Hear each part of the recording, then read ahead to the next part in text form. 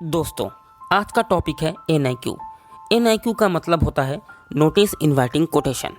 ये क्या है और इसके क्या फीचर्स हैं, एडवांटेजेस हैं, मैं आपको आज बताने वाला हूँ। दोस्तों, अगर आप किसी ऑफिस या फार्म या ऑर्गेनाइजेशन में काम करते हैं तो आपको पता होगा वहाँ कोई भी ऑफिस की आइटम्स या स्टेशनरी या कंप्यूटर पेरिफेरल्स बल्क में परचेस किया जाता है। इसका मतलब होता है ह्यूज क्वांटिटी में परचेस किया जाता है, बट परचेस करने का एक प्रोसीड्योर होता है। अगर आपका परचेस 10,000 रुपये से ऊपर है तो आपको NIQ की ज़रूरत पड़ती है। आज इसी टॉपिक पे ये वीडियो होने वाला है।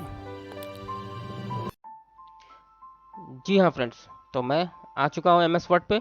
अब आपको क्या करना है, आप जिस ऑफिस पे या फर्म में या कॉलेज में काम करते हैं, आपको उसके ऑफिशियल पैड पे, जिस पे आपका ऑफिस का लोगो रहेगा, आपका कॉलेज का नाम रहेगा या आपके फर्म का नाम रहेगा, मेमो नंबर रहेगा, उस पे ही आपको NIQ को बनाना है। मेमो नंबर क्या होता है, अगर आप किसी गवर्नमेंट या ऑफिस या कॉलेज में काम करते हैं तो कोई भी लेटर जब भी लिखा जाता है तो उसके लिए एक रेफरेंस नंबर इशू किया जाता है।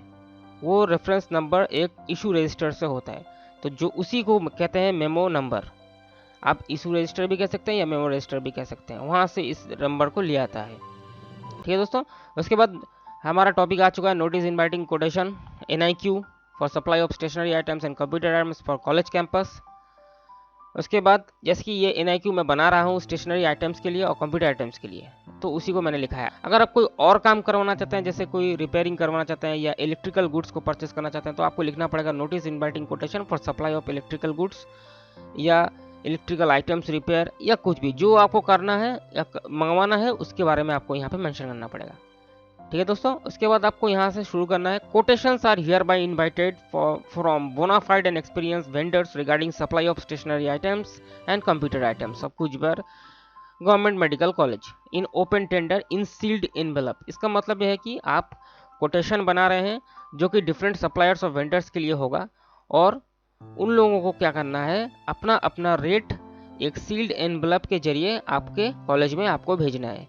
उसके बाद यहाँ पर डिस्क्रिप्शन डाल देना है, आपको किस लिए आप कोटेशन बना रहे हैं। आप यहाँ पर supply of stationery of items and computer items चाहते हैं, जो कि एनेक्सर 1 में मेंशन्ड है। अब दोस्तों, बहुत सारे आइटम्स होगा, अब इतने छोटे से बॉक्स में सारा आइटम्स को लिखना तो पॉसिबल है नहीं, इसलिए आप उसके अलग से एक टेबल पे लिखेंगे, जिस टेबल का नाम हम लोगों ने एनेक्सर 1 दिया है। आप annexure A, annexure B, annexure C कुछ भी दे सकते हैं, जो कि नीचे है, मैं आपको बाद में दिखाऊंगा। उसके बाद सेकेंड रो में है last date and time of quotation submission. दोस्तों, जब भी आप NIQ देंगे अपने वेंडर को तो उसकी एक रेंज रहेगी, उसकी एक लिमिट रहेगी। वेंडर्स और सप्लायर्स का ये मतलब नहीं कि जब तक वो लोग देते रहेंगे, एक सर्टेन अमाउंट ऑफ लिमिट है जब तक उन लोग कोटेशन देते हैं। उस डेट के बाद अगर वो कोटेशन सप्लाई करेंगे तो उसकी कोई वैलिडिटी नहीं रहेगी। तो मैंने यहाँ पे 7 डेज़ का, जब भी मैं इसे इशू करूँगा या अपडेट करूँगा या अपलोड करूँगा अपने वेबसाइट पे, तो उस अपलोड के बाद से 7 दिन तक समय रहेगा। तो मैंने ये 25 तारीख को, जैसे कि ये आप डेट सकते हैं 17 तारीख का मैं ये अपलोड करने वाला हूँ, और उसके बाद 25, तो 7 दिन का समय यहाँ पे है last date of time of quotation submission. और अप टू 10 AM सुबह 10 बजे तक वो लोग सब जमा कर सकते हैं। और मैं इन सील्ड एनवलप्स को दोपहर 2 बजे से सेम 25/6/2022 को खोलूँगा। आप चाहे तो इसे 25 की जगह आप 27 भी कर सकते हैं, 30 भी कर सकते हैं, आपका जो मन, आप date and time of opening the quotation ले सकते हैं। उसके बाद दोस्तों सर्टेन टर्म्स एंड कंडीशन रहेगी, इसके बारे में मैं बताने वाला हूँ। एक नंबर पर मैंने लिखा है डिपोजिशन ऑफ द टेंडर या quotation. Bidders need to deposit their quotation in sealed envelope में देना है बिडर्स को, सप्लायर्स को अपना कोटेशन। 2 नंबर में है बिडर्स को अपना GST रजिस्ट्रेशन सर्टिफिकेट देना पड़ेगा कोटेशन के साथ, फोटोकॉपी देना पड़ेगा पैन कार्ड की, और application signed by the bidder in the letter head. उनके लेटर हेड पे ही कोटेशन जो है, मैंने जो कोटेशन बनाया है, जो आइटम्स है, उसका रेट जो है उनके लेटर हेड पे ही होना चाहिए। कोई प्लेन पेपर पर अगर वो लिख के दे देते हैं बिना साइन के तो वो नहीं माना जाएगा। उसके बाद और भी कुछ टर्म्स एंड कंडीशन है। बिडर में quote price for each item separately. हर एक आइटम जो भी मेंशन किया हुआ है NIQ में, सबका अलग अलग सेपरेट रेट उनको देना होगा।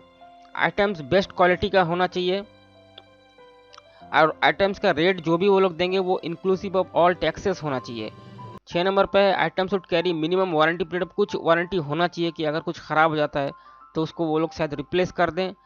अगर कुछ प्रॉब्लम होता है, फॉल्टी पीसेस निकलता है उसमें से, तो उसको भी वो लोग रिपेयर कर दे, रिप्लेस कर सकें। ठीक है, supplier must indicate the GST at the time of billing. जब भी वो अपना बिल देंगे इन्वेलप के बाद, अगर सप्लायर का L1 सेलेक्ट होता है, अगर उनका दिया हुआ जो रेट है अगर वो सबसे लोएस्ट और वो सिलेक्ट किया जाता है कॉलेज की तरफ से, तो आफ्टर सप्लाई जब वो लोग बिल देंगे तो उसमें जीएसटी मेंशन करके उन लोगों को बिल देना पड़ेगा।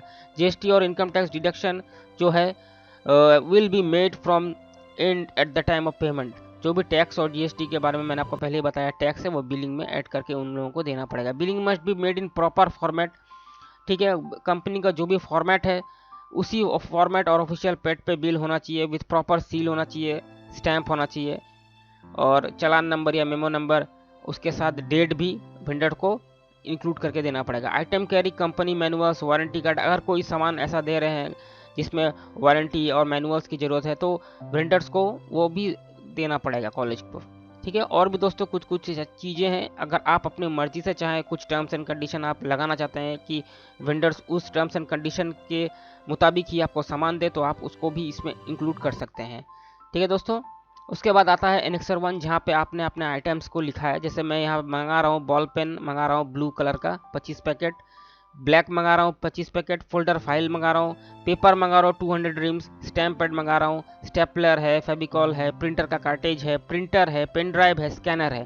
तो एनेक्सर 1 यही है जो मैंने आपको शुरू में दिखाया था। यहाँ पे शुरू में जो मैंने आपको यहाँ पे लिखा हुआ था डिस्क्रिप्शन ऑफ वर्क में कि supply of stationery items and computer items mentioned in annexure 1।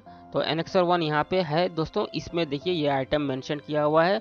Vendors को, सप्लायर्स को इसके मुताबिक ही आपको अपने ऑफिशियल पेड पे इन आइटम्स का रेट आपको देना पड़ेगा, वो भी जो टाइम आपने यहाँ पे मेंशन किया है। जैसे 17 तारीख को आप अपलोड कर रहे हैं तो 17 से लेके 25 तारीख तक सुबह 10 बजे तक वेंडर्स या सप्लायर्स कोई भी आपको रेट प्रोवाइड कर सकता है, लेकिन 25 के बाद 10 बजे के बाद ये रेट नहीं प्रोवाइड कर पाएंगे। टाइम इज़ अप, क्योंकि यहाँ पे लिखा हुआ लास्ट डेट यही है।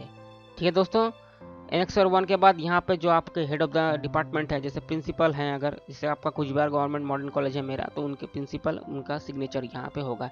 जब आप साइन हो जाएगा दोस्तों, तब आप क्या करेंगे, इसे आफ्टर साइनिंग आपको इसको अपने जो रेस्पेक्टिव कॉलेज का जो वेबसाइट है उस पर आपको इसे अपलोड करना होगा, और अपने कॉलेज का जो नोटिस बोर्ड है, नोटिस बोर्ड पे भी इसे लगा देना होगा, अटैच कर देना होगा 7 डेज के लिए।